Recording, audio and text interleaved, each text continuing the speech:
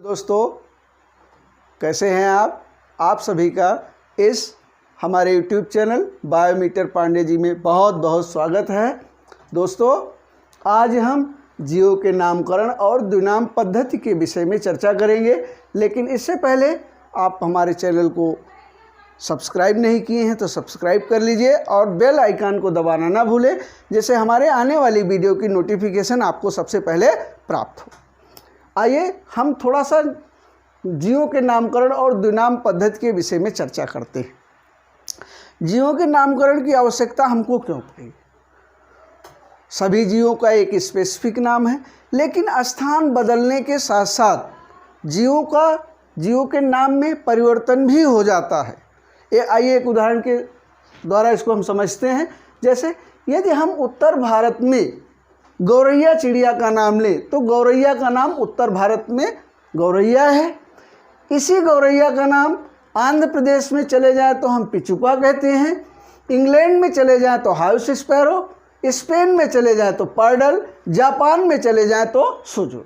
यानी एक ही पक्षी गौरैया के अनेक रीजन्स में नाम अलग अलग हैं, डिफरेंट नाम हैं। यदि हम इसको जापान में गौरैया कहें तो कोई नहीं जान पाएगा जब तक हम इसको दिखाएं ना। ये इसी असुविधा को दूर करने के लिए एक वैज्ञानिक हुए कैरोलस लीनियस।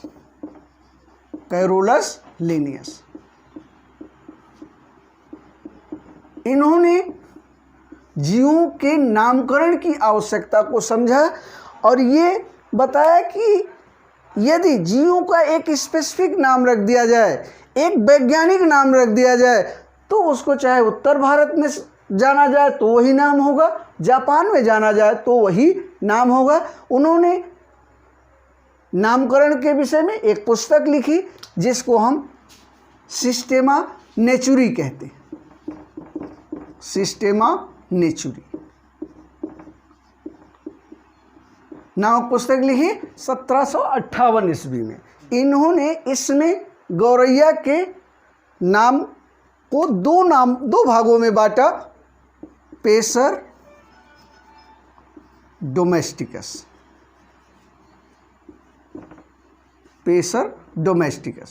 अब ये पेसर डोमेस्टिकस दो नाम है।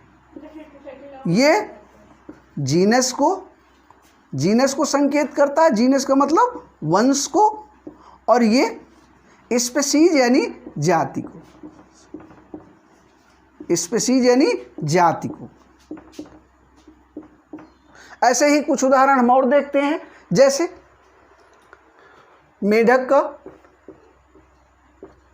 का वैज्ञानिक नाम आप लोगों को पता होगा, पता है, बिल्कुल पता है। इसका नाम है राना टिग्रिना।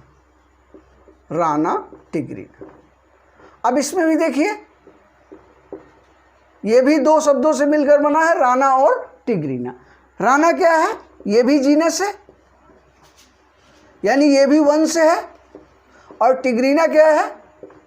ये स्पीशीज है, ये यानी जाति है।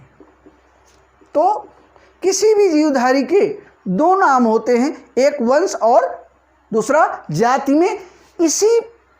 इन्हीं दोनों को हम कहते हैं द्विनाम पद्धति।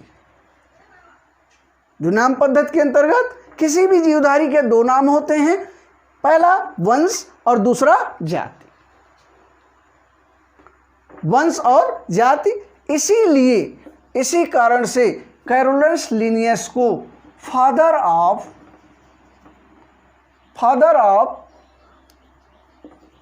बाइनॉमियल नॉमेनक्लेचर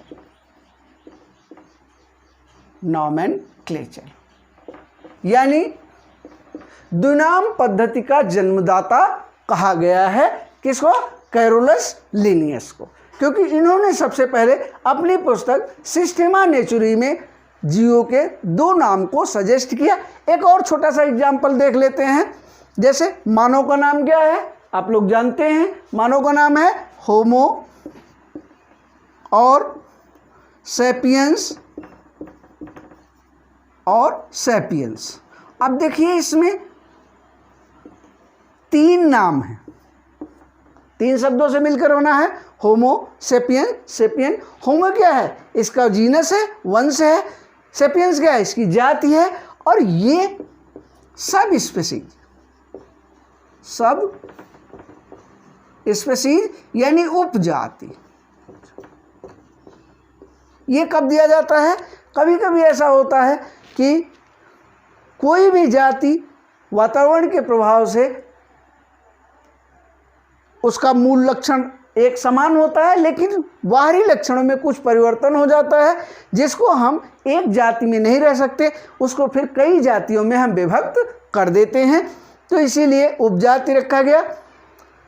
दोस्तों, आज हमने आपको जीवों के नामकरण और दुनाम पद्धति के विषय में थोड़ा सा बताया।